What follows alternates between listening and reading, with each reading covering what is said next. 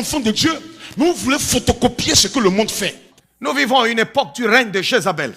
La terre, dans cette graine qui pousse et qui donne son fruit, nous voyons tes œuvres merveilleuses. Nous sommes si habitués à voir ces choses que pour finir, ceci nous semble une évidence et que c'est normal et nous appelons ça la nature. Mais cette nature, nous la violons continuellement, nous la détruisons. Et Seigneur, nous voulons tout expliquer sans reconnaître qu'au-dessus de tout cela, il y a une intelligence suprême qui a tout organisé, qui a tout mis en place selon des lois précises. Ô Seigneur, l'orgueil nous aveugle. Nous voulons expliquer des choses inexplicables. Nous voulons dire ce qui a été alors que nous n'avons jamais vu ni connu. Nous déduisons par toutes sortes de recherches incomplètes, limitées. Et nous prétendons des choses qui n'existent pas parce que nous ne voulons pas te reconnaître, toi, le Créateur. Seigneur, la terre est remplie de ta gloire. Aide-nous à ouvrir les yeux et à contempler ta gloire, oui, dans cette belle fleur qui s'épanouit, dont les couleurs ne peuvent être imitées, mais si éphémères. Aide-nous, Seigneur, à être enseignés par cette nature, car nous aussi, nous sommes éphémères et nous passons. Combien de fois nous nous sommes éloignés de toi? Combien de fois nous nous sommes tournés du côté des idoles?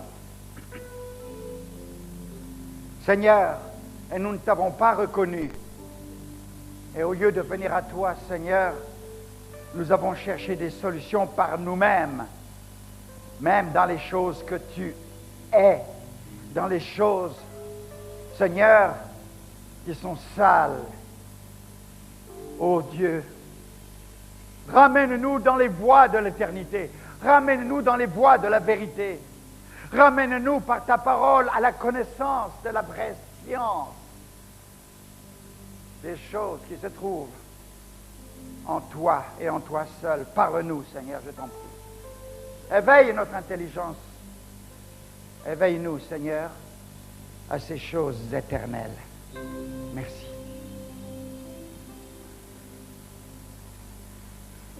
Dimanche passé, nous avons parlé du peuple d'Israël, de ce peuple qui a oublié son Dieu et les conséquences lorsque une nation, un peuple oublie son Dieu, son Créateur. Nous avons vu quelque peu l'expérience d'Israël. Alors que nous lisons la parole de Dieu, nous voyons combien de fois le peuple de Dieu, le peuple d'Israël, s'est éloigné de son Dieu. Il avait reçu des révélations extraordinaires. Il était le seul peuple, le seul, à cette époque-là, qui croyait dans un Dieu unique. Ce Dieu unique dans lequel Abraham a cru et auquel Dieu s'est révélé, qui a reçu des promesses merveilleuses. Regarde les étoiles du ciel.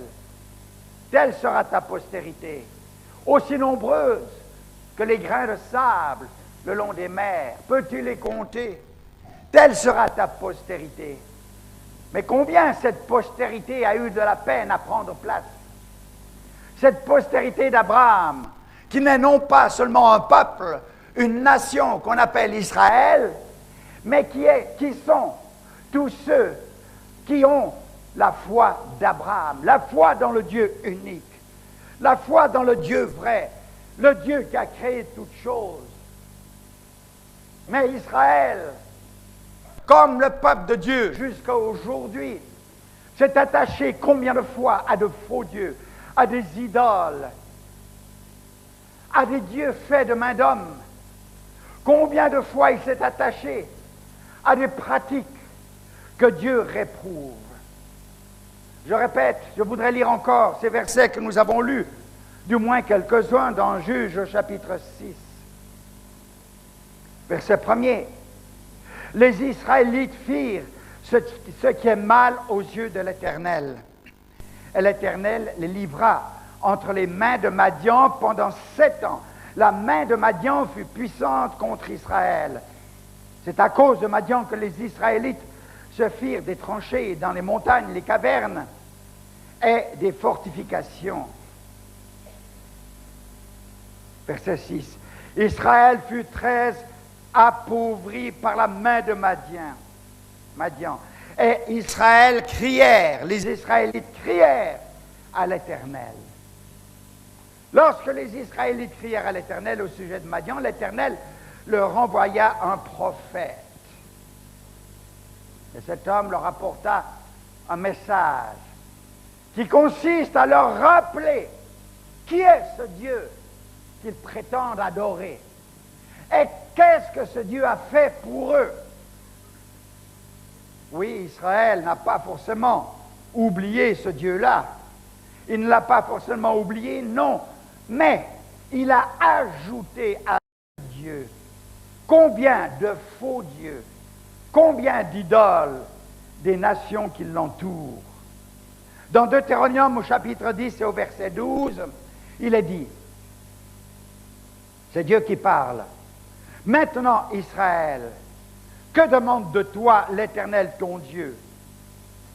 Si ce n'est que tu craignes l'Éternel ton Dieu, afin de marcher dans toutes ses voies, d'aimer et de servir l'Éternel ton Dieu, de tout ton cœur et de toute ton âme.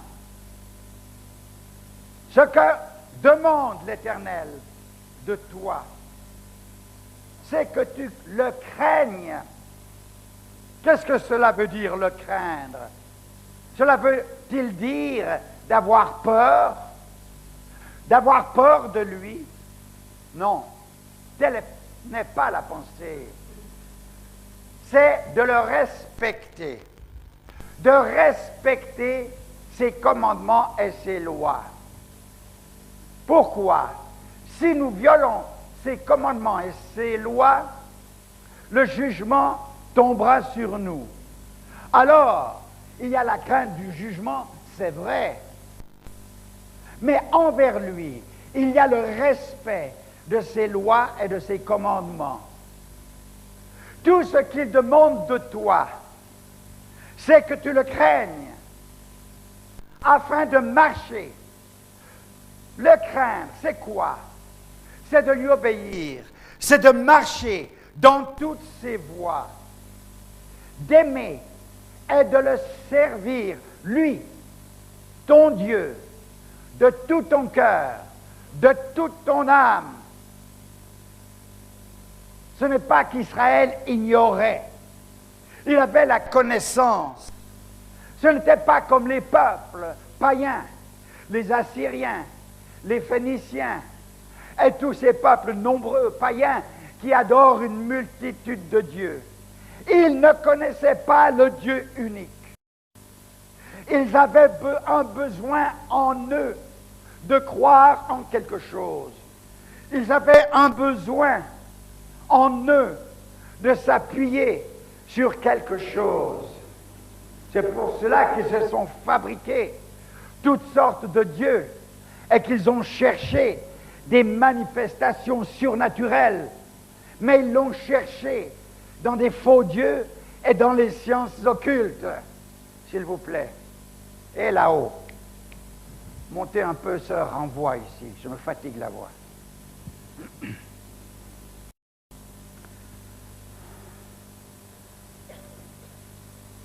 Mais Israël a méprisé les paroles de l'Éternel, son Dieu, en voulant faire un mélange inacceptable. Israël s'est laissé influencer par son entourage. Au lieu qu'eux influencent les autres, ils se sont laissés influencer par son entourage. Il a méprisé les paroles de Dieu en voulant faire un mélange inacceptable. Ils vont toujours, à travers les rites du culte mosaïque, enseignés par la loi inspirée de Dieu, mais leur cœur n'y est plus. Et ils y ont mélangé les divinités païennes. Il se donne à l'invocation des esprits des morts. Il prie les esprits des morts et toutes sortes d'abominations des peuples païens qui les entourent. Il vénère les dieux de l'Égypte. Nous l'avons vu déjà dans l'Exode, lorsqu'ils étaient dans le désert, le veau d'or. Ce n'est rien d'autre qu'une transposition du dieu Apis des Égyptiens. Il vénère les dieux phéniciens, les Baals, l'Astarté, sur toutes les collines, les montagnes ou les arbres verts. Ils ont des autels, ils ont des images, ils ont des prêtres qui sacrifient à ces dieux. Ce sont des dieux de prostitution, de débauche sexuelle. Nous ne faisons pas mieux de nos jours. Les Baals, ils sont toujours au milieu de nous. Les Astartés sont toujours au milieu de nous. Cet esprit satanique est toujours au milieu de nous. Sachez une chose, derrière toute statue, quelle qu'elle soit, derrière toute forme de divinité que nous avons fabriquée de nos propres mains, toute forme humaine devant lequel nous agenouillons, il y a un démon, il y a une puissance satanique. Nous pouvons donner n'importe quel nom à cette statue. Nous pouvons l'appeler un saint, et que sais-je encore. Sachez qu'il y a un démon. C'est pourquoi Dieu l'a interdit. Tu ne te feras point d'image taillée, ni aucune représentation quelconque des choses qui sont en bas sur la terre, ou qui sont en haut dans le ciel, ou qui sont en dessous de la surface de la terre. Et tu ne te prosterneras pas devant elles.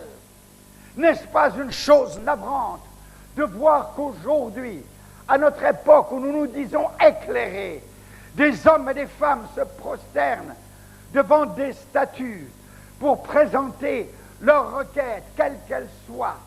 Leurs requêtes, combien dans les maisons des hommes et des femmes n'ont pas ce faux Dieu quelque part, et ils y brûlent un cierge, une bougie, que sais-je encore. Ils y mettent des fleurs au carrefour des routes, sur les montagnes. N'est-ce pas le Dieu Baal que nous adorons? Le Dieu Baal, s'il y avait vraiment le Dieu vivant dans ces pratiques-là, mes frères, comment se fait-il que notre civilisation chrétienne tombe dans les aberrations sexuelles telles qu'elles tombent aujourd'hui? Comment se fait-il que la moralité soit descendue si bas, et que ces hommes même, entre hommes, veulent un mariage béni par un soi-disant homme de Dieu? Entre hommes ou entre femmes, ne sommes-nous pas arrivés à la plénitude de l'aberration, de la sottise, de l'impureté, et prêts à être jugés? Nous savons que les dieux Baal avaient comme pratique la prostitution dite sacrée. Nous savons que les dieux de la Grèce ancienne avaient pour pratique la prostitution dite sacrée dans les temples. Et nous, dans notre christianisme, nous ne sommes pas meilleurs. Si nous étions meilleurs, le monde dit chrétien ne serait pas à une décadence telle qu'elle est aujourd'hui. Tel qu'il est aujourd'hui. Notre civilisation est en complète déchéance. Et même la conscience est complètement faussée. Les nouvelles générations qui se lèvent ont perdu le sens des valeurs. Pourquoi? Parce que ces sens des valeurs ne leur sont pas communiqués dès leur enfance avec papa et maman. Il y a une déviation dans notre civilisation dite chrétienne. Je ne parle pas du peuple païen, mais je parle de ce peuple qui prétend connaître Dieu comme Israël et qui devrait être un exemple Je parle à ces hommes qui se disent chrétiens et qui tombent dans des aberrations honteuses au point de vue sexuel, avec des déviations de tout genre qui amènent d'autres péchés et qui détruisent la civilisation, qui amènent la violence, qui amènent la haine, qui amènent le déchirement, qui amènent la misère.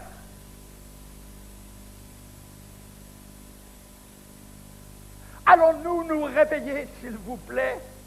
Allons-nous nous réveiller et faire une différence?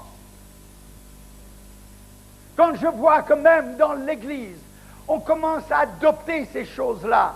Dans l'Église, on commence à les excuser. Pourquoi? Parce que monsieur le pasteur lui-même a plusieurs femmes. Parce que monsieur le pasteur lui-même commet adultère. Et en même temps, il met enceinte 2 ou 3 filles de l'Église. Parce que monsieur le pasteur lui-même est plein de péchés. Et il prétend prêcher la parole de Dieu. Et il se prétend être un homme de Dieu. Blasphème! Blasphème! Nous devons revenir au principe de la parole de Dieu. Il est bien de parler de la gloire qui vient. Il est bien de parler de la félicité et de réjouissance. Et qu'on puisse se réjouir, n'est-ce pas, du salut. C'est vrai. Mes frères, nous devons couper la plaie. Il faut opérer. Il faut ôter le pu. Il y a une infection dans l'Église, dans ce peuple qui se prétend chrétien. Une infection qui est en train de détruire le corps par une septicémie générale. Qui va réagir? Qui va crier? Qui va appeler les hommes et les femmes qui se disent chrétiens à un changement de comportement et à un changement de vie? Qui?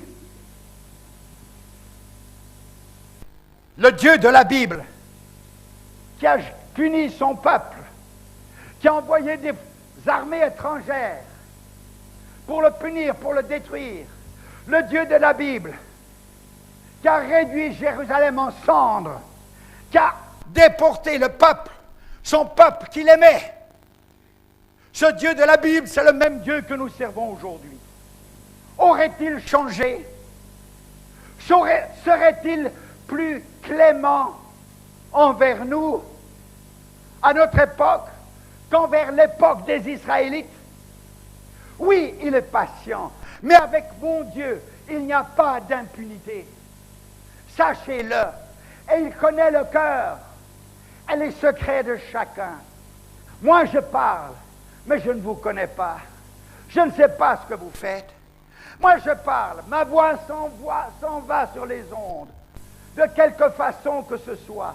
Et je connais personne, et je ne peux juger personne, car je ne suis qu'un homme. Je ne suis qu'un homme qui a besoin de la grâce de Dieu. Mais, frères, sœurs, cette parole que je vous annonce, elle ne vient pas de moi. Elle vient de celui qui a miséricorde et compassion et qui veut sauver. Il ne veut pas détruire. Pourquoi résister? Pourquoi le rejeter? Pourquoi continuer sa vie de désordre jusqu'à quand?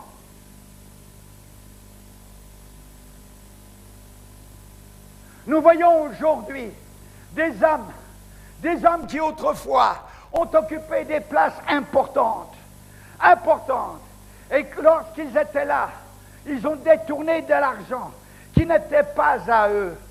Ils l'ont détourné de grosses sommes. Et puis voilà, ils ont passé par le crible, ils ont perdu le pouvoir, ils sont maintenant comme le plus commun des citoyens. Résultat, qu'est-ce qu'ils ont dit? Oui, c'est vrai, nous avons besoin de Dieu. Ils se sont repentis. Ils se sont donné leur cœur au Seigneur. Mais quel est cet homme qui a magouillé autrefois, qui a violé et volé des millions de zaïrs? Quel est cet homme qui a retourné cet argent qu'il a volé? Dites-moi un peu. S'il y en a, qu'on me le dise. Je suis fatigué d'entendre des témoignages d'hommes puissants, et quand ils ont parlé, Il y en a d'autres qui me disent, oui, je le connais, il occupait telle place, il a volé. Qu'est-ce qu'il a fait avec cet argent? Je ne veux pas l'entendre. Voilà ce que j'ai entendu déjà plusieurs fois. Ce qu'il dit est bon, mais ce qu'il fait, et s'il a dépensé l'argent qu'il a volé, qu'est-ce qui empêche qu'il demande pardon, même à la nation, pour ces détournements qu'il a commis? Qu'il y ait un exemple, qu'il y ait un exemple. Notre pays a besoin d'exemples. Quel est l'homme qui a assez de courage pour réparer les fautes qu'il a faites, de courage pour ramener l'argent qu'il a volé, même s'il a déjà consommé la moitié, qu'il amène le reste?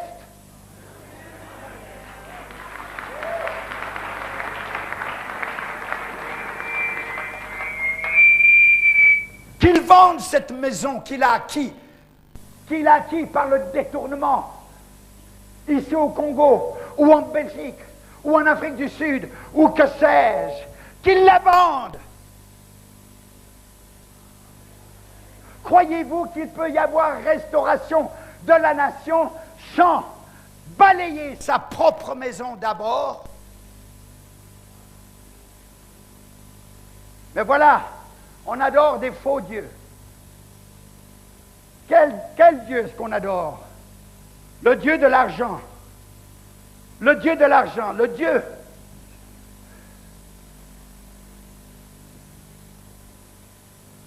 Le Dieu de la débauche. Le Dieu des déviations sexuelles de tout genre. Oui, il faut en parler.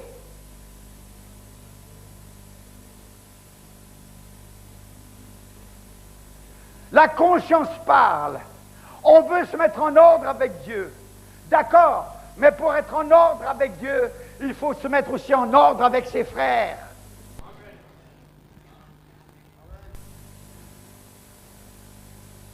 Je connais l'histoire d'un ouvrier quelque part en Europe.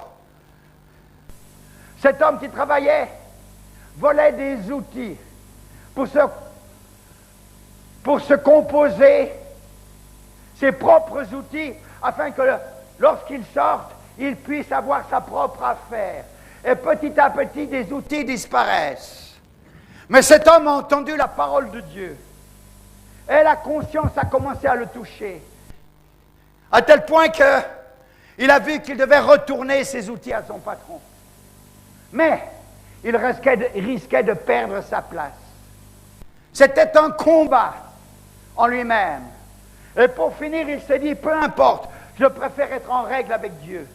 Il a pris tous ses outils. Il est allé voir le patron. Il a confessé son péché. Et il a dit, voilà, je vous ramène les outils. Et je vous demande pardon. J'ai abusé de votre confiance. Le patron était tellement touché. Il lui a dit, merci, tu peux continuer ton travail. On ne perd jamais, lorsqu'on veut servir et mettre sa vie en règle devant Dieu. On ne perd pas. Tu vas perdre peut-être cet argent qui n'est pas à toi de toute façon. Alors ce n'est pas une perte. Ce que tu as pris qui n'est pas à toi et que tu retournes à celui auquel tu l'as pris, ça ne peut pas être une perte parce que de toute façon ce n'est pas à toi.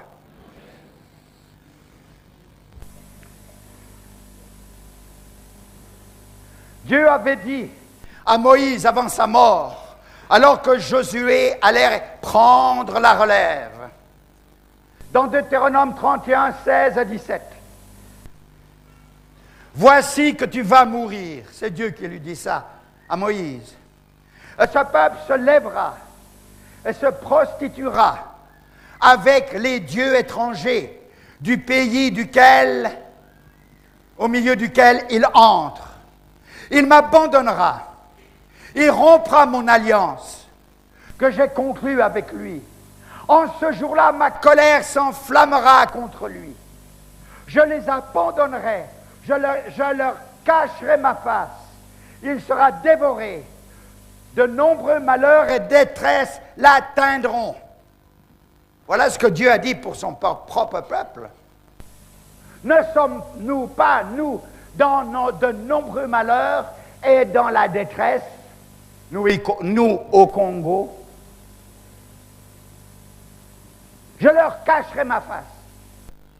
Ma colère, ça sera contre lui. Je les abandonnerai. Dieu savait à l'avance ce qui se passerait. Mais il n'a pas abandonné. Et il s'est toujours réservé un reste d'hommes et de femmes fidèles par qui le message a été transmis avec intégrité et par qui la grâce s'est manifestée. Fais-tu partie de ce reste d'hommes et de femmes qui refusent de ployer le genou devant Baal, qui refusent de ployer le genou devant les faux dieux, de ployer les genoux devant le Dieu des plaisirs de la chair, qui refusent de ployer les genoux devant le Dieu de l'argent et des profits illicites. Dieu n'interdit pas que nous fassions un profit dans nos affaires, autrement comment est-ce que nous allions vivre et continuer nos affaires? Mais combien de fois nous entrons dans la magouille, dans le mensonge, soi-disant pour pouvoir gagner plus, avec des bénéfices exagérés. Quelle bénédiction est-ce que nous pouvons avoir? Dieu ne va pas nous aider. Dans Malachie au chapitre 2 et verset 14, il est dit: vous fatiguez l'Éternel par vos paroles. Ah ça, les paroles, on sait les faire. Hein? Les paroles, 1000 paroles, des prières, des nuits de prière. Vous fatiguez l'Éternel par vos paroles. Et vous dites: en quoi le fatiguons-nous? C'est en disant: quiconque fait le mal est bon aux yeux de l'Éternel. Ah oui, notre attitude, c'est celle-ci. Nous pensons que nous sommes bons parce que nous donnons des dîmes et de l'argent à l'Église. Et que nous sommes bons à ses yeux parce que nous faisons des bonnes œuvres, entre guillemets. Mais nos mauvaises œuvres dans la balance pèsent plus lourd. Nous voulons acheter le ciel par nos soi-disant bonnes œuvres. Mais Dieu ne s'achète pas. La grâce ne s'achète pas. Quiconque fait le mal est bon aux yeux de l'Éternel. Tel est notre raisonnement en réalité. Et c'est en de tels hommes qui prendraient plaisir. Ah non! Dieu ne prend pas plaisir dans de tels personnages. Ou bien, où est le Dieu du jugement?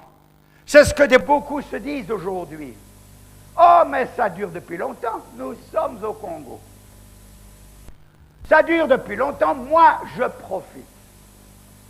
Moi, je profite. Je suis intelligent, j'arrive à me débrouiller dans mes affaires.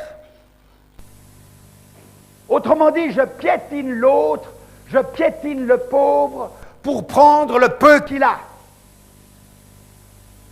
Du reste, l'argent que je prends et qui n'est pas à moi, je suis supposé de gérer au bénéfice des autres.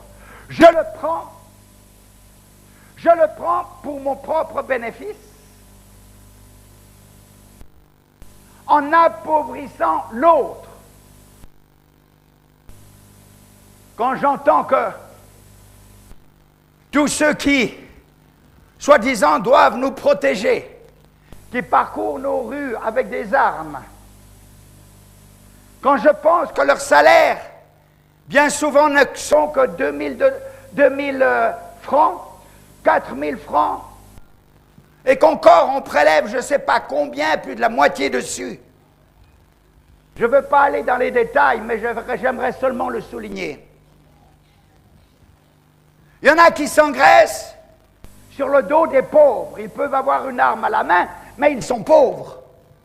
Ils sont pauvres. Et cette arme devient très dangereuse dans leurs mains. Très dangereuse. Ils ont leurs femmes, ils ont leurs enfants. Ils ont besoin de s'acheter un pantalon, une chemise. Ils ont besoin, ils voudraient avoir un petit poste de radio. Que sais-je? Tout le monde a ses fantaisies. Mais avec ces 2000 ou ces 4000, ou peut-être ces 10 000 francs, peut-il s'acheter grand-chose? Alors, il va forcer de temps à autre ici et là. Non. Est-ce normal? Tu profites, tu dépouilles le pauvre. Que dit l'Éternel, le Dieu des armées? Nous allons lire encore dans Ésaïe au chapitre 1er. À partir du verset 11. Qu'ai-je à faire de la multitude de vos sacrifices, dit l'Éternel. Je suis rassasié des holocaustes, de béliers et de la graisse des veaux. Je ne prends pas plaisir au sang des taureaux, des agneaux et des boucs.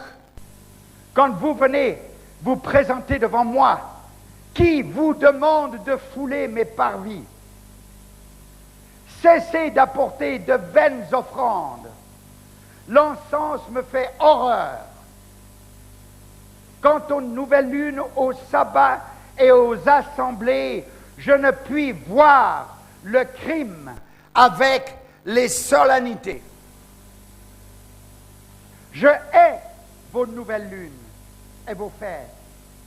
Elles me sont à charge. Je suis là de les supporter. Quand vous étendez vos mains, je détourne de vous mes yeux. Quand bien même vous multipliez les prières, je n'écoute pas. Vos mains sont pleines de sang. Peut-être vous n'avez pas tué avec le couteau ou avec l'arme. Vous n'avez pas fait directement verser le sang. Mais indirectement, à cause de votre égoïsme, à cause de vos péchés, vous avez détruit l'autre. Il est affamé. Il veut manger. Pour cela, il va voler. Il va prendre ce qui ne lui appartient pas. La faim le ronge. Ses enfants sont à la maison. Les jeunes gens n'ont pas de travail. Ils s'énervent. Quelques-uns les excitent. Et ils s'en vont piller. Et le sang est versé. Qui est responsable? C'est toi qui voles le pauvre. C'est toi qui ne fais rien pour venir à son secours. C'est toi qui ne penses qu'à ton ventre. C'est toi, tes mains sont sales du sang de tes frères. Tu n'as jamais tué comme tel. Non, mais indirectement. Tu le fais et tes mains sont couvertes de sang. Bien sûr, tu viens à l'église. Bien sûr, tu participes aux nuits de prière. Bien sûr, tu cries à Dieu. Bien sûr, tu dis, oh la paix, donne-nous la paix. Bien sûr, tu fais tout cela. Mais Dieu dit, je suis fatigué de tes actions religieuses, de tes sacrifices, de tes holocaustes, tout ce qui concerne le culte d'alors. Dieu dit, je n'en ai pas besoin. Je ne demande pas des rites morts de sang. Je ne demande pas des pratiques mécaniques. Je demande les cœurs. Je demande l'obéissance. Je demande la droiture. Je demande la justice. Je demande l'obéissance à mes commandements. Quand bien même vous multipliez les prières, je n'écoute pas. Vos mains sont pleines de sang. Lavez-vous. Purifiez-vous. Voilà le conseil du Dieu vivant. Dieu n'a pas abandonné. Attention. Dieu n'a pas abandonné le Congo. Attention. Mais, gare à celui qui n'écoute pas son appel et ses conseils. Il dit, lavez-vous, purifiez-vous, Ôtez de ma vue la méchanceté de vos actions. Cessez de faire le mal. Apprenez à faire le bien. Recherchez le droit. Ramenez l'oppresseur dans le bon chemin. Faites droit à l'orphelin.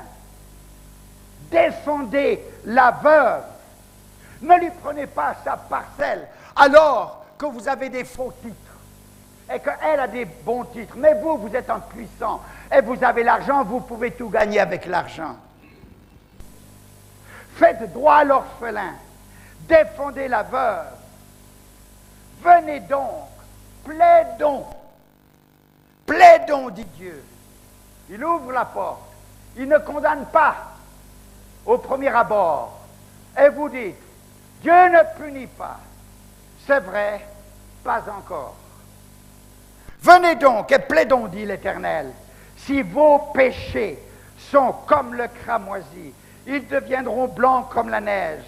S'ils sont rouges comme l'écarlate, ils deviendront comme de la laine. Si vous vous décidez pour l'obéissance, vous vous décidez, c'est la volonté personnelle. Et c'est pour cela que je prêche, pour réveiller votre volonté et que vous vous engagiez sur ce nouveau chemin. Si vous vous décidez pour l'obéissance, vous mangerez les meilleures productions du pays. Ce pays est riche, ce pays produit, ce pays est béni. Dieu a fait sa part, mais maintenant il y a la faim, maintenant il y a les problèmes, maintenant il n'y a pas de salaire, maintenant il y a le désordre. Pourquoi? Notre faute à nous. Si vous vous décidez pour l'obéissance, vous mangerez les meilleures productions du pays. Mais si vous refusez, si vous êtes rebelle, vous serez dévorés par l'épée, car la bouche de l'Éternel a parlé. Ça, c'est la parole de Dieu. Qu'avez-vous à dire? Dieu est fidèle dans toutes ses voies. Il demande à ceux qui l'ont choisi et reçu comme leur Dieu de se soumettre à ses lois, de se soumettre à ses commandements.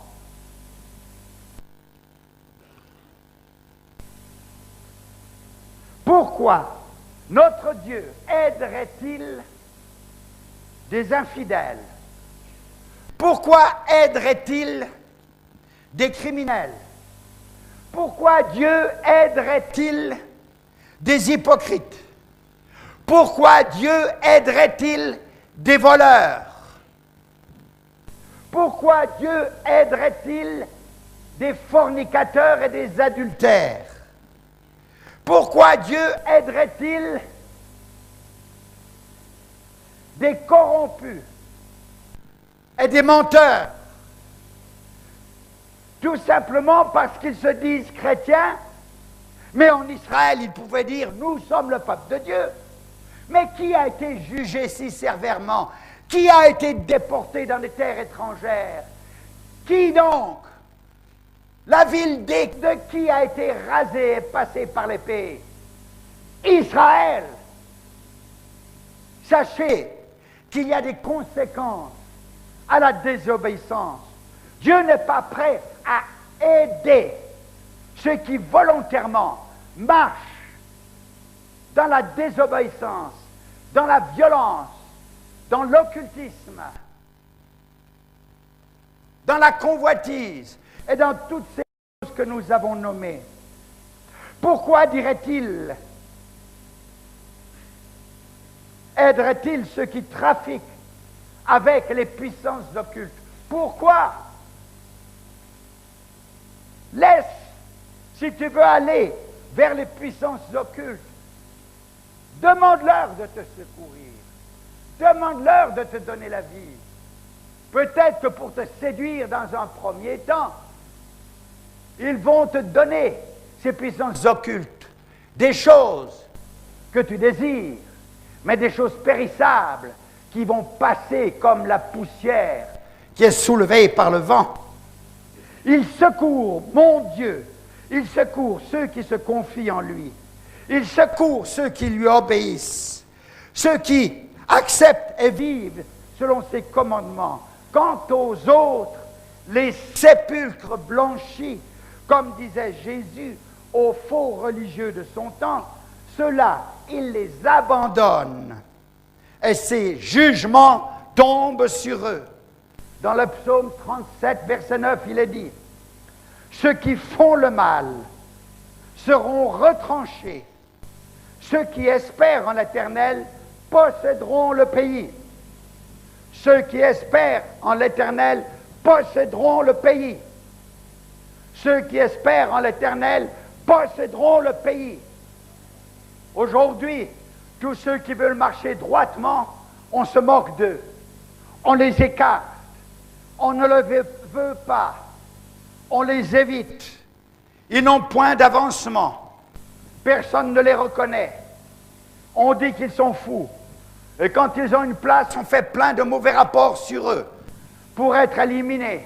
Parce qu'ils ne veulent pas profiter de la caisse qui est là, sous leur responsabilité. Et un autre voudrait en profiter et en faire profiter ses amis. Alors on fait tout pour l'écarter. Ça va, faites ce que vous voulez. Mais sachez que mon Dieu est sur le trône et que c'est un Dieu de justice. De justice. Ceux qui espèrent en l'Éternel posséderont le pays. Tous les ans, en Israël, au moment des juges, tous les ans, là, une multitude de pillards arrivait du désert sur des chameaux pour piller Israël de tout ce qu'il avait et de tout ce qu'il produisait, tout ce qui avait de la valeur. Les Madianites,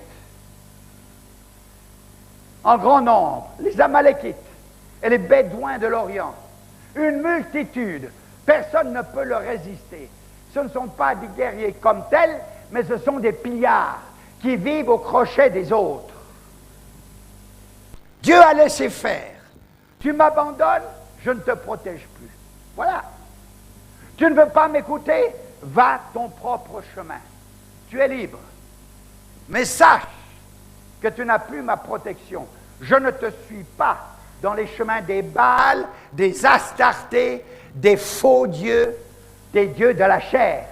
Tu peux te dire chrétien. Tu peux aller tous les dimanches à l'église. Tu peux donner de l'argent. Mais ceci n'achète pas les faveurs de Dieu. Ces faveurs sont pour ceux qui le craignent.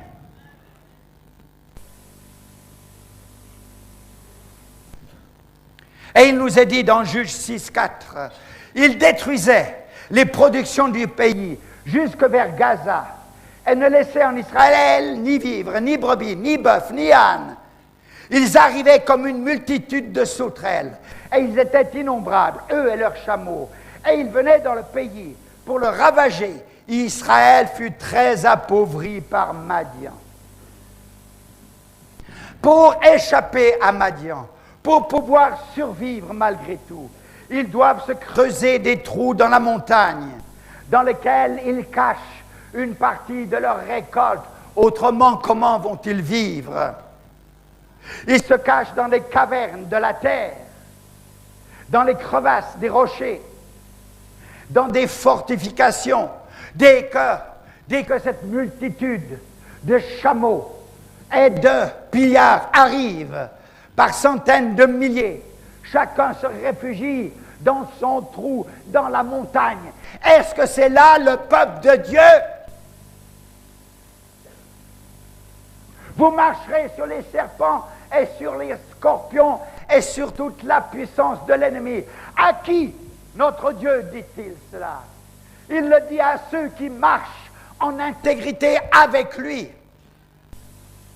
Nous aimons utiliser ces versets, nous aimons les mettre en avant, mais nous ne parlons pas des exigences de Dieu pour avoir ses faveurs. Plus que vainqueur. Pour qui? Pour celui qui marche dans la vérité et dans la lumière. Je te protégerai. Ne tremble point, car je suis avec toi. Il est avec qui? avec ceux qui le craignent, avec ceux qui marchent avec lui. Ceux-ci marchent d'un pas assuré, et ils ont leurs yeux en avant, vers la gloire à venir. Ces promesses sont pour son peuple qui marche dans la vérité. Dieu n'a pas besoin d'une religion. Ce que Dieu veut, c'est nos cœurs. Pour échapper à Madian, les Israélites doivent se creuser des trous, doivent se creuser des caches dans la montagne et se cacher dans des cavernes, dans des crevasses, dans des fortifications. Ils dissimulent une partie de leur récolte afin de pouvoir subsister. C'est alors que dans la 7e année, 7 ans, dans la 7e année de cette atroce situation, ils commencèrent enfin à réfléchir. À réfléchir. Combien nous sommes lents à réfléchir. Il faut la souffrance pour nous ramener à Dieu. Et ils décidèrent alors de crier à l'Éternel. Donc, ils le connaissent. Ce ne sont pas des gens ignorants. Ils ne sont pas comme les païens. Ils le connaissent. Ils l'ont abandonné pendant plusieurs années. Ils ont servi des faux dieux. Avant ces 7 ans, les conséquences, c'est que Dieu les a abandonnés et qu'ils étaient piliers pendant 7 ans. Mais il a fallu 7 ans pour qu'ils se souviennent de ce qu'ils savaient. Cette année, et ils crièrent à l'Éternel, leur Dieu, pour l'implorer et implorer son secours. Israël est impuissant à cause de son péché. L'alliance est rompue, l'apostasie est dans le pays, l'incrédulité. Dans sa souffrance, Israël se souvient de son Dieu, du Dieu de leur père. Les faux dieux se sont prouvés impuissants. Les Baals, les Astartés, ils se sont trouvés impuissants pour les délivrer. Mais pour comprendre cela, il a fallu 7 années. Enfin, ils réfléchissent et ils implorent leur Dieu. Ils crièrent à l'Éternel. Et l'Éternel répondit, « Oh, écoutez, c'est un Dieu de patience, un Dieu de longanimité, un Dieu qui parle et parle encore, qui n'abandonne pas. Et quand on crie à lui, alors, il a compassion. Il entendit leurs prières et leur envoya un messager, un prophète de sa part. Nous ne connaissons pas son nom. La Bible ne nous le dit pas, mais c'est un homme que Dieu avait mis à part, qui n'a pas ployé le genou devant les Baals. Il y a un reste caché dans la masse. Et Dieu l'a inspiré et lui a dit, va auprès de mon peuple. Et il les met en face de leurs responsabilités afin qu'ils soient conscients de la raison de leur misère. Ça ne sert à rien de les délivrer comme cela sur parole. Non, ils doivent savoir pourquoi ils sont dans cette misère. Car ce n'est pas la faute de Dieu qu'ils soient dans la misère. Ce n'est pas la faute de Dieu. Lisons ensemble dans le livre du prophète Amos. Amos au chapitre 5, au verset 10. 5, à partir du verset 10. Il est écrit, « Ils haïssent celui qui les reprend à la porte, et ils ont en horreur celui qui parle sincèrement. Aussi parce que vous avez foulé l'indigent, vous l'avez foulé, vous l'avez méprisé, vous l'avez rejeté, et que vous avez pris de lui du blé en présent. Vous avez bâti des maisons en pierre de taille, mais vous ne les habiterez pas. Vous avez planté d'excellentes vignes, mais vous n'en boirez pas le vin. Car, je le sais, vos crimes sont nombreux, Je le sais, dit Dieu. Vos crimes sont nombreux et vos péchés énormes. Vous opprimez le juste, vous le rançonnez, et vous, à la porte, vous invincez le pauvre. Voilà pourquoi, en des temps comme ceux-ci, l'homme intelligent se tait. Il ne peut même plus parler. L'homme intelligent se tait, car ces temps sont mauvais. Recherchez le bien, non le mal, afin que vous viviez, et qu'ainsi l'Éternel, le Dieu des armées, soit avec vous, comme vous le dites. Haïssez le mal, aimez le bien, faites régner à la porte le droit. Peut-être l'Éternel, le Dieu des armées, aura pitié. Oui, pourquoi? Pour qu'il ait pitié. Il y a une reconnaissance de sa souveraineté. Il y a une repentance nécessaire. Il y a un retour à lui. Alors peut-être, la décision dépend de toi. Tu veux que Dieu bénisse le pays, la décision dépend de toi. Tu veux la prospérité, la décision dépend de toi. Tu veux l'ordre et la paix, la décision dépend de toi. Reviens à l'Éternel.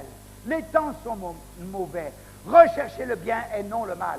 Vous voyez dans ces passages que nous avons lus dans Ésaïe et dans Amos, il y a la dénonciation des œuvres mauvaises, mais il y a le conseil qui suit. Écoutez le conseil. Recherchez le bien et non le mal, afin que vous viviez, et qu'ainsi l'Éternel, le Dieu des armées, soit avec vous. Car maintenant, il n'est pas avec vous. Qu'il soit avec vous, comme vous le dites.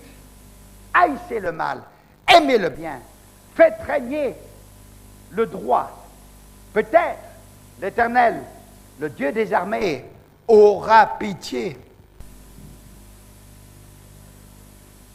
Sachons que nous sommes les premiers responsables de notre misère.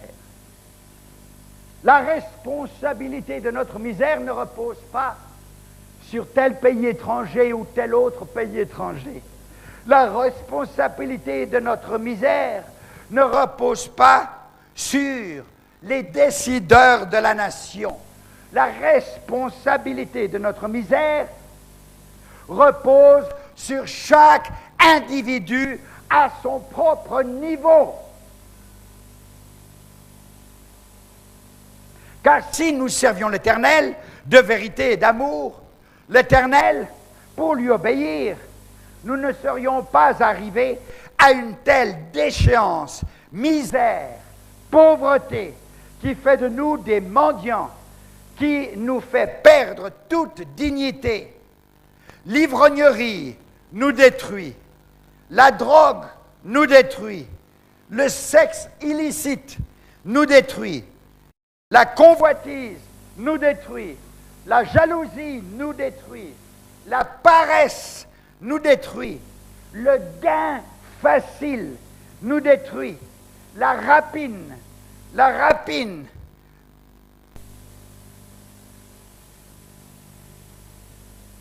et la cupidité nous détruit, et tant d'autres choses ne font que de nous appauvrir par notre propre faute. Nous sommes responsables, chaque individu, à son niveau, de notre déchéance, de notre Congo. Dans le Proverbe 23, 21, il est dit, « Ivrogne, l'ivrogne est celui qui fait des excès, s'appauvrissant, et l'assoupissement fait porter des haillons. » Proverbe 28, 19, « Celui qui cultive son sol est rassasié de pain, mais celui qui poursuit des futilités est rassasié de pauvreté. » Combien de jeunes hommes que nous voyons dans nos villes et dans nos familles qui ne font rien. Ils attendent que la nourriture tombe sur la table. J'ai pas de travail. Il n'y a pas de travail. Paresseux. Le travail se crée. On n'attend pas qu'il vous tombe dessus. Le travail se crée.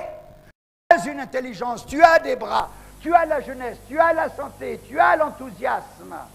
Alors, les terres sont vastes autour de nous. Ah oui, mais moi j'ai un diplôme de. J'ai fait une maîtrise de. Ce que tu veux, c'est une belle chemise avec une belle cravate, un costume et un bic à la main. Le pays a besoin d'ouvriers. Le pays a besoin de bras. Le pays a besoin d'initiatives. Tu as étudié, c'est bien. Ce que tu feras sera bien parce que tu sais comment le faire. Alors, n'attends pas d'avoir une place avec un bic à la main, un beau costume. Mets-toi au travail, paresseux. La cupidité et l'avarice engendrent la pauvreté. Proverbe 11, 24. Tel fait des largesses, et il devient plus riche. Tel qui épargne à l'excès ne fait que de s'appauvrir. Tu comprends? Tu gagnes, tu as beaucoup d'argent, fais-en profiter l'autre et aide-le à faire comme toi. Le Dieu de miséricorde envoie ses messagers. Il envoie ses serviteurs, il envoie ses esclaves pour rappeler à la repentance, pour rappeler aux rebelles qui il est. Il avertit et il appelle à revenir à lui. Il est prêt à pardonner. Pour cela, il envoie ses messagers afin d'avertir, afin d'enseigner, afin d'exhorter, afin de reprendre, apportant son message afin que le pécheur revienne à lui. C'est l'amour du Dieu vivant qui appelle pour qu'il y ait repentance, pardon possible, changement, réhabilitation. Le pardon est donné qu'à celui qui se repent. Sans repentance, il n'y a pas de pardon. Cet homme tombe sous la loi, toute la rigueur de la loi de Dieu. Vous pouvez échapper à la loi des hommes, mais pas à celle de Dieu. Repentez-vous, réparez, soyez pardonnés, et vous vivrez. Ta parole est la vérité, Seigneur.